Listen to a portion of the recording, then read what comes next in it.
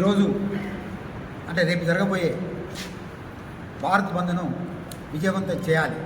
ఎందుకంటే 341 ఆర్టికల్ను భంగం కలిగిస్తూ వర్గీకరణ పేరుతోని ఈ యొక్క అంటరాని కులాలని చిందరవందర చేసే ఈ యొక్క ప్రభుత్వ చర్యలు నిరసిస్తూ ఈ సుప్రీంకోర్టు తీర్పుని వెనక్కి తీసుకోవాలని చెప్పి పునఃపరిశీలించాలని చెప్పని మేము రేపు జరగబోయే బంద్ను వ్యాపారవేత్తలు, స్కూల్ కరస్పాండెంట్స్, కాలేజీ వాళ్ళు, విద్యా సంస్థలు, వ్యాపారస్తులు,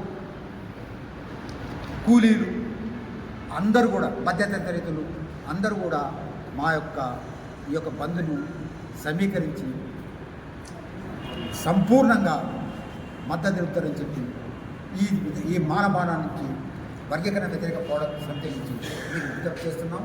మా విజ్ఞప్తిని మన్నించి మాతో సాగిస్తారని చెప్పి మరోసారి మీకు తెలియజేస్తున్నాం.